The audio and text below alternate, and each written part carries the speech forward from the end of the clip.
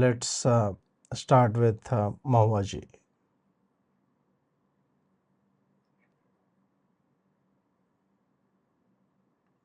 अभी शुभेंदु के साथ मेरा पर्सनल रिलेशनशिप, शुभेंदु मेरा बहुत अच्छा दोस्त था और हम जब एक साथ पार्टी में थे उन्होंने मुझे बहुत सपोर्ट किया।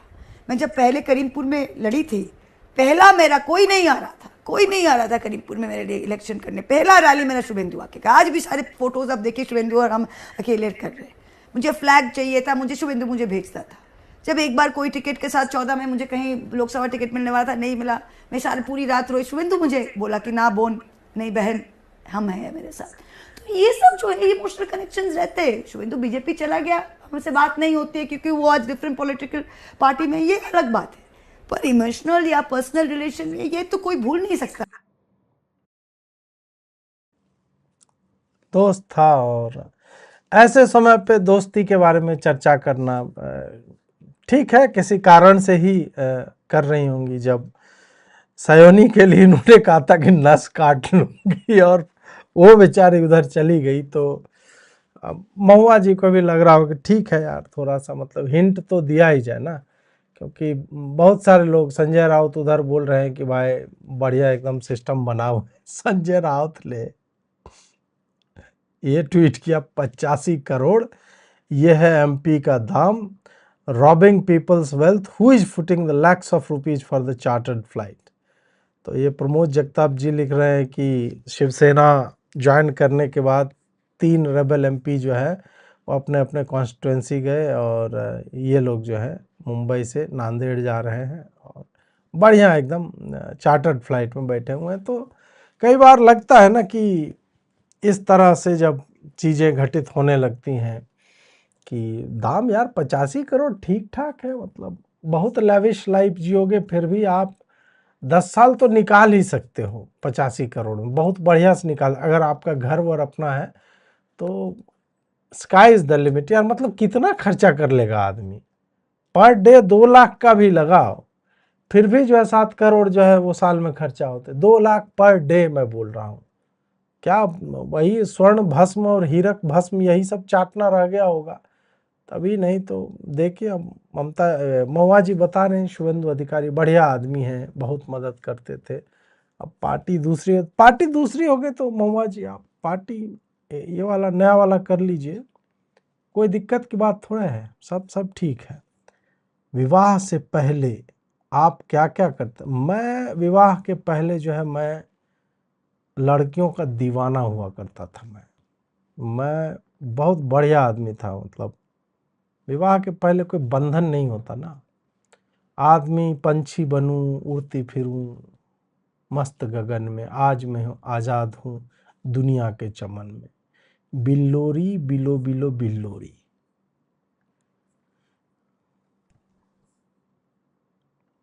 हमारे क्या है, ममता बनर्जी सबके साथ पर्सनल इक्वेशन रखती है। ममता बनर्जी कभी, हमारे पार्टी का यही फेलिंग रहा है कि सबको एडजस्ट करो।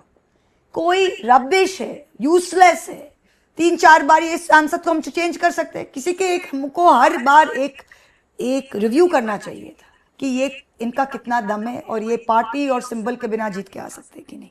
राइट, किसी को नहीं एडजस्ट कर सकते, ठीक है, और एक बार जैसे निचोड़ के और एक बार चलिए, और ये चल, जब तक ये चल सकता है उनको और एक बार इलेक्शन लड़ा लेते हैं, क्योंकि ममता जी नहीं चाहती पुराना आदमी है काट दे। यही जो है ना, ये जो अगर हम लोग निर्मम और निष्पक्ष तरीके से ये कर सकते थे तो आज ये हालत नहीं। तो क्योंकि इन लोग ने they took it for granted.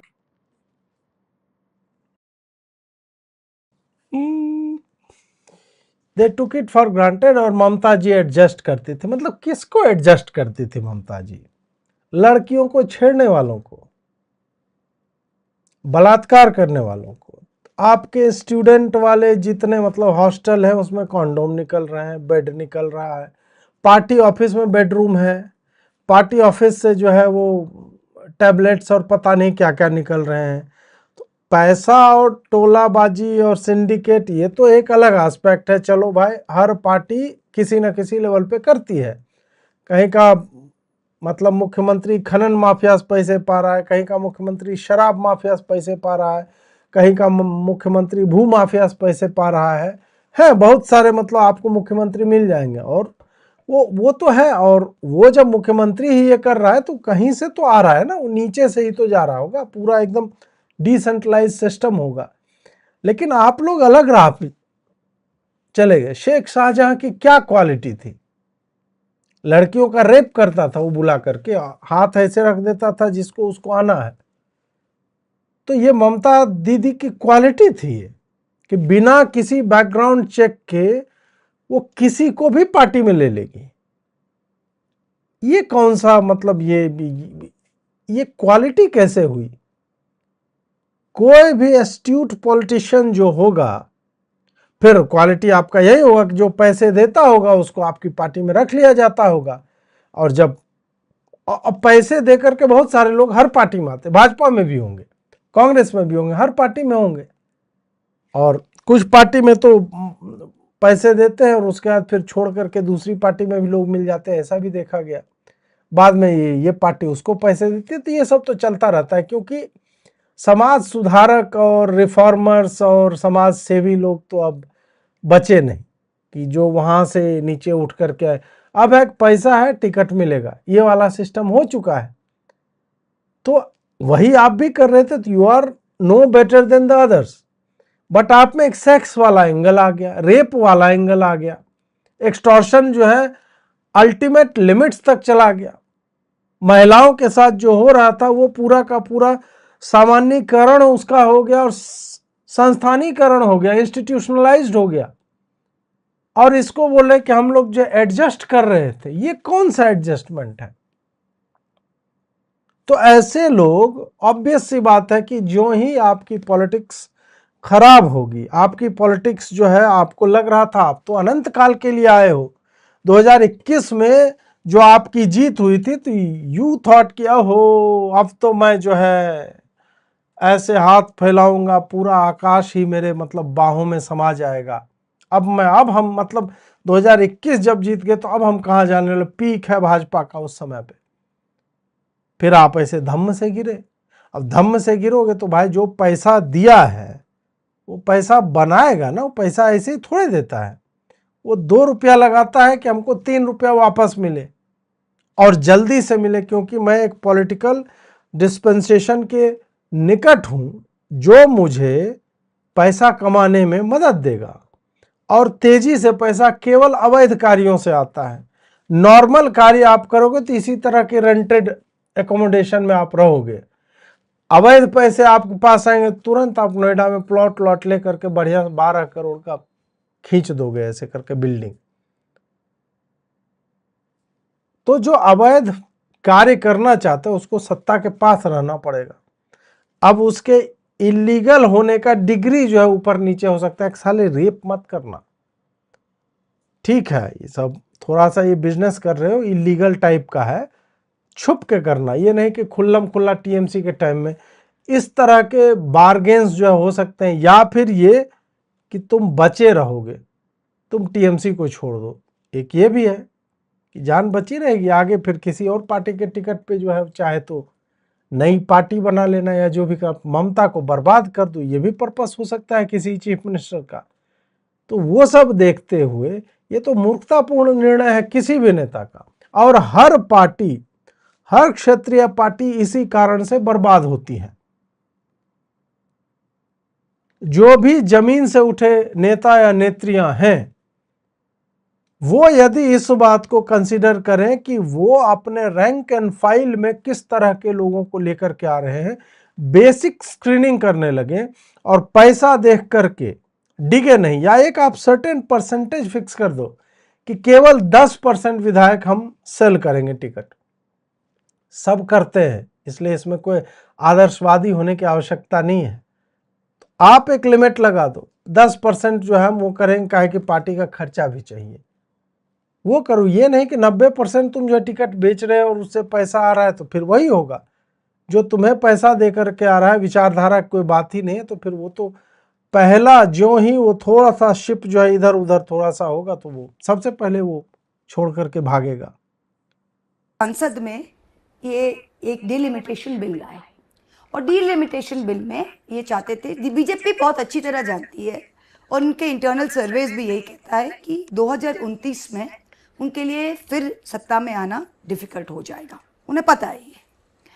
और इसीलिए वो चाहते हैं कि कुछ ऐसा करे कि और एक इलेक्शन उनको सेफली निकल जाए। और उनके पास अभी ये डीलिमिटेशन है कि वो असम में जो किए कि ऐसे तोड़ फोड़ करेंगे, ऐसे सीट्स को, रेखा जो है, सीमा रेखा हर सीट की होती है, उसको ऐसे चेंज करेंगे कि उनके जो सीट, जो जीतने वाली सीट है, जो वो ज़्यादा संख्या में हो जाए और जो ऑपोजिशन के स्ट्रेंथ है वो कम हो जाए।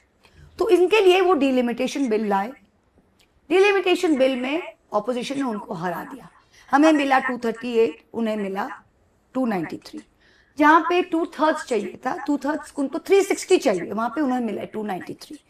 अब उनको चाहिए कि जैसे भी हो लोकतंत्र के धज्जियां उड़ा के कुछ भी करके, मतलब जो चीज वो आगे छिप छिप के करते थे आप खुल्लम खुल्ला कर रहे हैं। उनको अभी ये लोकसभा में 2/3 करके इसको पास कराना है, नहीं तो ये 2029 में सत्ता में नहीं आ रहा। ये डेस्परेशन उन्हें अभी मूव कर रहा है। या तो वो पैसा के लालच दिखाते हैं, या तो बोलते हैं कि इट इज कैरेट और स्टिक, या तो गाजर सामने ऐसा लॉलीपॉप दिखाते हैं, या वो कहते हैं कि भैया खत्म कर देंगे। लेकिन इन सब के बीच में जो आप कह रही हैं उससे तो सवाल उठता ही है कि जो कैरेट और लॉलीपॉप की बात आप कर रही हैं, तो ये पार्टी के नेता क्या इतने कमजोर थे आपके कि? एब्सोल्युटली, हम तो यही बार बार बोल रहे हैं कि हमारे ये पार्टी जो है, और ज्यादातर हर रीजनल पार्टी का यही होता है। यहाँ पे इन्होंने दो चीजें बोली। एक तो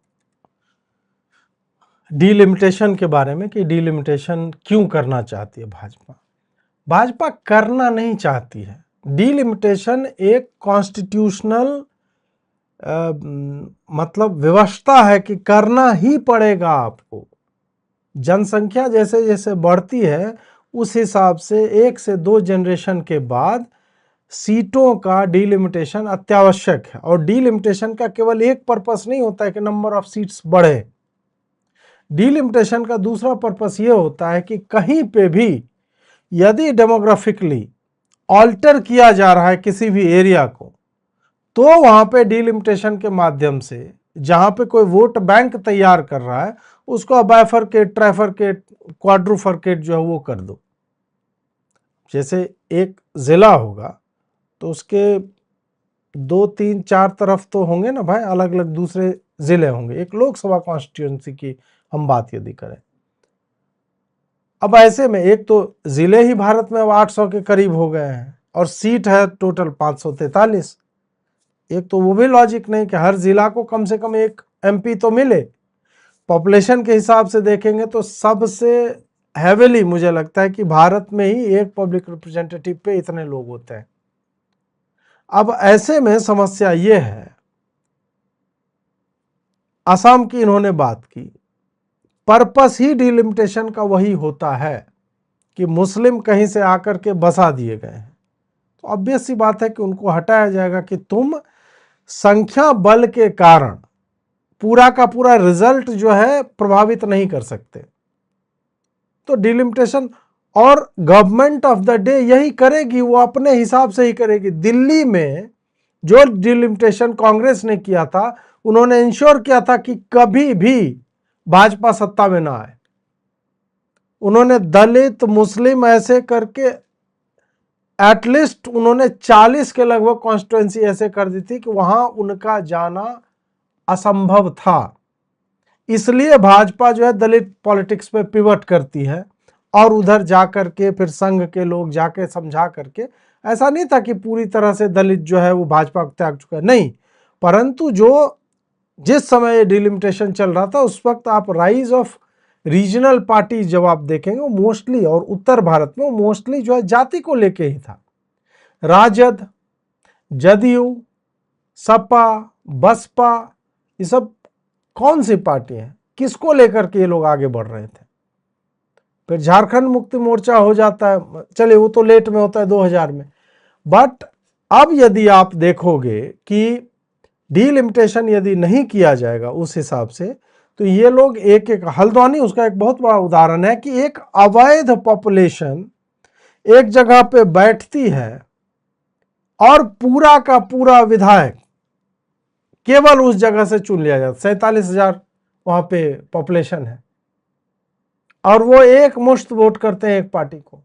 वहां से कैसे कोई सोचिए कि पूरी पॉपुलेशन अवैध है, एक कॉन्स्टिट्यूएंसी पूरा का पूरा अवैध लोग आकर के ये कर देते हैं, आप उनको विस्थापित कर नहीं सकते क्योंकि रोना गाना मचेगा। फिर आपके पास बचता क्या है कि उसी हल्द्वानी को मान लीजिए कि 3 भागों में तोड़ दिया जाए विधानसभाओं में, तो वो जो है 1/3 हो जाएंगे, तो उनका उसी तरह से प्रभाव नहीं पड़ेगा। ये एक मतलब तरीका होता है। दूसरी बात उन्होंने की, रीजनल पार्टी का यही हश्र होता है। बिल्कुल होगा, रीजनल पार्टी निकलते कहां से हैं? जिन विषयों को लेकर के ऐसे क्षेत्रीय पार्टियां बनती हैं, क्या उन्हीं विषयों पे क्षेत्रीय पार्टी टिके रहते हैं? नहीं रहते हैं। क्षेत्रीय पार्टी आरंभ होती है जातिगत राजनीति से, या फिर आरंभ करती है कि ये जो पैन इंडिया पार्टी है, भाजपा हो गई या फिर कांग्रेस, मोस्टली उस वक्त कांग्रेस थी, भाजपा के विरोध में तो कोई क्षेत्रीय पार्टी अभी तक नहीं ही आई है। जितनी नई पार्टी आप देखोगे सब के सब कांग्रेस के विरोध में है, चाहे तृणमूल हो, सपा हो, बसपा हो, जदयू हो, राजद हो, और बाकी साउथ में तो कई लोगों ने अपना अपमान जो इनका कांग्रेस कर रही थी उसके कारण जो है पार्टी बनाया उन्होंने। हर जगह पे आप देखो कहीं ना कहीं इसी तरह से रहा है। तो क्षेत्रीय पार्टियां जब विरोध के कारण पैदा होती है, उसके बाद क्या होता है कि धीरे धीरे विचारधारा, क्योंकि वो डोमिनेंट होती जाती है, अगर एक राज्य में एक ही है तो फिर दूसरा पैदा होगा ताकि वो सेंट्रल लेवल की जो पार्टी है उसको उखाड़ ही फेंका जाए। फिर 1-2 का चलने लगता है, डीएमके एआईएडीएमके, इस तरह का खेल होगा, जदयू राजद, सपा बसपा। ये जब खेला होने लगता है फिर आप में कहीं ना कहीं वो दिमाग में बैठ जाता है कि हम ही हैं और कौन है। फिर आप कुछ समय सत्ता में रहते हैं, फिर पैसों का लोभ होता है आपको, पैसों के लोभ के चक्कर में आप फिर से फ्रिवलस काम करने लगते हो, गलत लोगों को उठाने लगते हो। जब गलत लोगों को उठाओगे तो वैचारिक रूप से पार्टी सदैव ही अशक्त होगी, कमजोर होगी। और वैचारिक रूप से ज्यों ही पार्टी कमजोर होती, क्योंकि काडर आपका नीचे से ऊपर उठ करके आपके जो है टॉप मोस्ट जो डिसीजन मेकिंग बॉडी है उसमें नहीं पहुंचा है, तो उसकी लॉयल्टी नहीं होगी, उसकी लॉयल्टी पैसों के प्रति है।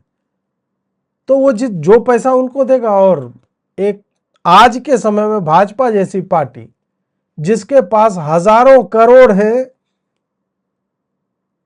कुछ भी करने के लिए, इलेक्शन में उनकी रैलियां देखिए, उनका मैनेजमेंट देखिए, सोशल मीडिया पे उनका विस्तार आप देख लो, हर चीज में चूंकि पैसा है और सत्ता में जो भी दल होते हैं उनको पैसा ठीक ठाक फंड जो है वो आते रहते हैं, क्योंकि हर इंडस्ट्रियलिस्ट आपको जो है फंड देगा, उनको भी आगे बढ़ना होता है, तो इस कारण से ऐसा होता है। तो यहाँ पे रीजनल पार्टीज के यदि सांसद होते हैं या इनफैक्ट विधायक भी होते हैं, तो उनके लिए जब उनको लगता है कि उनका भविष्य अंधकार में है तो वो टूटने के आसार जो उनके बढ़ जाते हैं। वही हुआ है टीएमसी के साथ, वही हुआ है। कुछ समय के बाद आप सपा के साथ वही देखोगे, बसपा के भी सब, बसपा तो गायब हो गई सीन से, अब वापस उसको रिवाइव करने की चेष्टा हो रही है, कहा जा रहा है भाजपा ही रिवाइव करना चाहती है। ये सारा कुछ है। तो महुआ जी को रोना गाना नहीं चाहिए।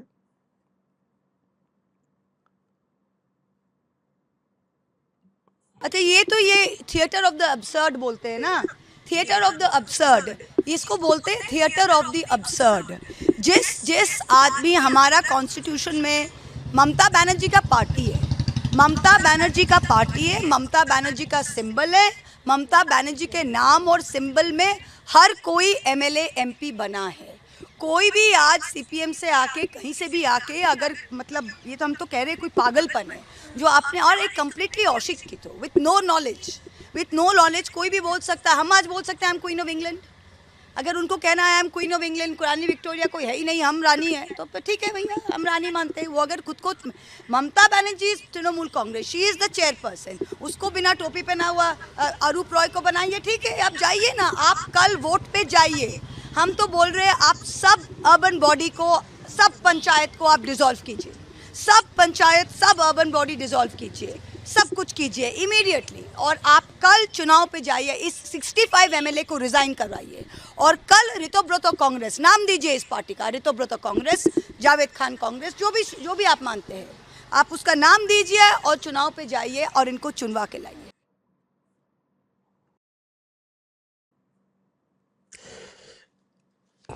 महुआ जी ने थिएटर ऑफ द एब्सर्ड इतनी बार बोला कि मुझे अपने कॉलेज के दिनों की याद आ गई, क्योंकि थिएटर ऑफ द एब्सर्ड जो है वो अंग्रेजी साहित्य में पढ़ाया जाता है। वैचित्र का नाटक आप एक तरह से कह लीजिए, थिएटर ऑफ द एब्सर्ड होता है। उसमें बहुत सारी मतलब एब्सर्डिटीज़ जो होती हैं उनके ऊपर प्ले लिखे जाते हैं, और कई बार वो अत्यधिक सांकेतिक होते हैं। भीतर के जो आपके इमोशंस होते हैं, अंतर्द्वंद होते हैं, उसको लेकर के हो सकते हैं, समाज जो है उसको लेकर के हो सकते हैं, और एब्सोल्युटली ऐसे तरह से उनको रिप्रेजेंट किया जाता है कि आपको समझ ही में नहीं आएगा।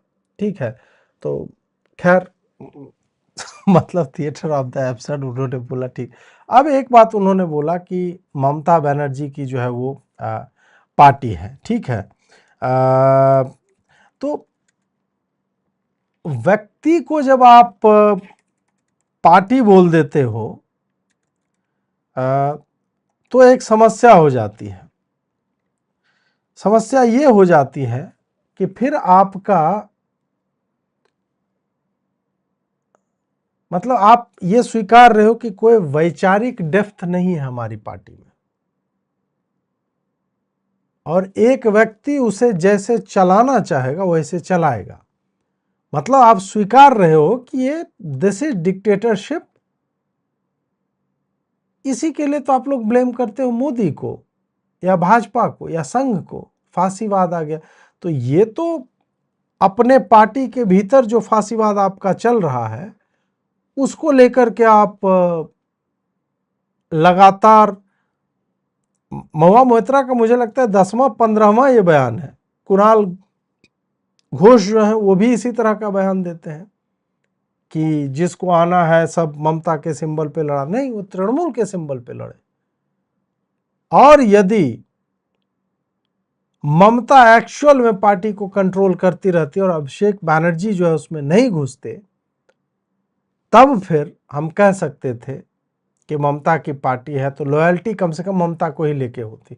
वो भी कोई अच्छी बात नहीं है, परंतु आपकी पार्टी जो है अभिषेक बैनर्जी की पार्टी हो गई। वो अपने हिसाब से चला रहा था, वो उनको वोट दे रहा था जो उनको कुछ लाभ वाभ जो है पहुंचा सकती या सकते थे अलग अलग तरीकों से। मतलब है ना, इस तरह के आरोप लगे हैं इनके ऊपर। तो आप चाहे जितना भी थिएटर ऑफ द एब्सर्ड कर लो, फलाना डिमका कह लो, उससे कुछ नहीं होगा। और जिन लोग को जानना है थोड़ा सा थिएटर ऑफ द एब्सर्ड के बारे में, तो एक प्ले है पतला सैमुअल बेकेट का है, वेटिंग फॉर गोडो, GODOT। अब वो उसमें एब्सर्डिटी क्या है कि वेटिंग फॉर गोडो में दो व्लादिमीर और एस्ट्रागोन, ये नाम दो कैरेक्टर पात्र रहते हैं। और जो मैं बोल रहा था ना कि उसमें हर लेवल की विचित्रता आपको देखने को मिल जाएगी थिएटर ऑफ द एब्सर्ड में। जैसे नॉर्मल थिएटर होगा, पर्दे होते हैं, इलेबोरेट सेट डिज़ाइंस होते हैं, हाइड्रोलिक सेट होगा, आदमी मेकअप करके आएगा, सारा कुछ होता है। इसमें कुछ नहीं होता। मिडिल ऑफ द रोड है, एक पेड़ है, उस पर एक पत्ता है। और प्ले जो है सिक्लिकल है ऑलमोस्ट, जहाँ से चालू होता है वहीं से ख़त्म होता है, इस तरह से चलता जाएगा। उसमें कौन क्या बोल रहा है, जिब्रिश डायलॉग्स जो है उसमें भरे हुए हैं, परंतु वो जो है डीपली फिलोसफिकल है अपने एक लेवल पे। वर्ल्ड वॉर 2 के बाद एक एग्जिस्टेंशियल क्राइसिस लोगों के जीवन में आती है कि हम क्यों जी रहे हैं, पर्पस क्या है लाइफ का, इस तरह के प्रश्न आते हैं। या फिर कोई मान लीजिए मृत्युदंड की प्रतीक्षा में है कि उसको मिलेगा, तो उसके लाइफ का क्या पर्पस है, इस तरह की एक इनफाइनाइट टाइप का वेटिंग है। आदमी अपने आप को मारना भी चाहता है, ये सारा कुछ चलता है। तो ये वन ऑफ द मतलब प्ले जो मुझे याद आया, तो वो थिएटर ऑफ द एब्सर्ड उसको बोलते हैं। ये जो बोल रहे हैं इन्होंने सुना है, तो एब्सर्ड को थिएटर बना करके बोल रहे हैं, उसका कोई मतलब नहीं है यहाँ पे। ये आप कह सकते हो धोखेबाजी कह लो, गद्दारी कह लो, वो सब ठीक है, बट क्या होता है, कई बार अपना प्रभाव छोड़ने के लिए लोग जो है इस तरह की शब्दावली का प्रयोग करते हैं कि थिएटर ऑफ द एब्सर्ड। हाँ, आगे बढ़ा जाए। जब कोई मसनद पे बैठते हैं ना, तो उनका धर्म क्या होता है? हिंदू धर्म, मुसलमान धर्म नहीं होता, उनका धर्म राजधर्म होता है। जब ममता बनर्जी पहले मसनद पे आई थी 2011 में, उन्होंने कहा था कि बौदला नोई बदौल चाहिए। 2021 में जो हुआ, इन्होंने सीबीआई किया, सीआईडी किया, इनके पास सेंट्रल गवर्नमेंट था और जितने भी सीबीआई केसेस हुए इनके हाथ में था। आप देखिए कितने में कौन दोषी आया। अभी आप देखिए, हर दिन जब से ये गवर्नमेंट गिरा है 4 मई तक, ऐसा दिन नहीं गया है जब कोई तृणमूल का मिनिस्टर या लीडर अरेस्ट नहीं हुआ है। और किस किस कारण में अरेस्ट हुआ है? हमारा यहाँ पे उज्जवल विश्वास, किस लिए? वो सिटिंग एमएलए है। सिटिंग एमएलए को उनको तिरपाल, उनको साड़ी घर पे है, उन्होंने बोला है कि आप ले जाइए, फिर भी अरेस्ट हुआ है। अभी देखिए ये जो चल रहा है, कोई अरेस्ट करके पुलिस कभी किसी को वो without a court of law, without trial, कोई भी देश में, किसी भी देश में पुलिस उसको रस्सी लगा के सड़क पे घुमा नहीं सकता है। This is beyond the remit of law. तो ये जो हो रहा है इसका जवाब उनको देना पड़ेगा।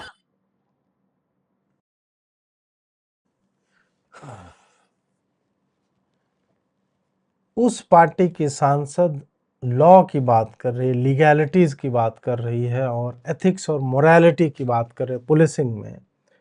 जिस पार्टी ने पुलिस को एक ऐसा इंस्टीट्यूशन बना दिया था जो प्रिसाइड करती थी रेप पे, लूट पे, बॉम्बिंग पे, संभवतः नकली नोट छापने पे, ये सारा कुछ यही पुलिस कर रही थी।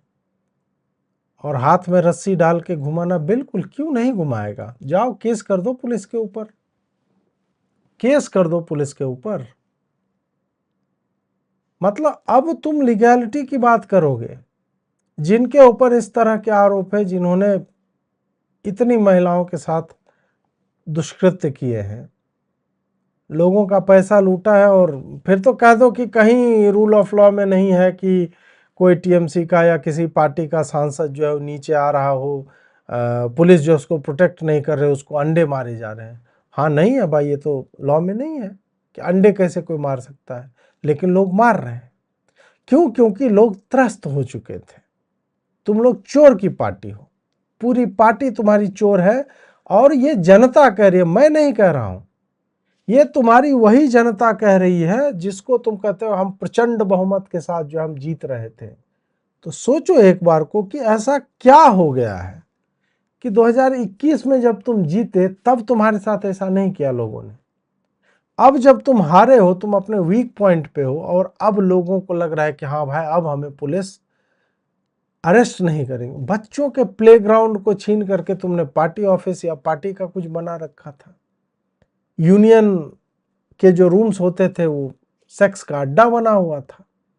और अब तुम्हें लग रहा है कि कहीं पे लिखा हुआ नहीं है पूरे दुनिया में कि हाथ में रस्सी डाल करके परेड कराया जाएगा। बिल्कुल कराया जाएगा, क्योंकि वो लोग जो कर रहे थे, वो जो उनका एक पूरा भीड़ तंत्र पार्टी का आपका चल रहा था, उसका कंगारू कोर्ट जो चलता था, उसमें जो लोगों के सर धड़ से अलग कर दिए जाते थे, 321 तो तुमने मार दिए भाजपा और संघ के लोगों को, और अभी तुम्हें रस्सी हाथ में बांध रहा है ऐसे हत्यारों को। तो फिर जो है तुम्हें लग रहा है कि नहीं नहीं नहीं, ये कॉन्स्टिट्यूशन के विरोध में। वाह,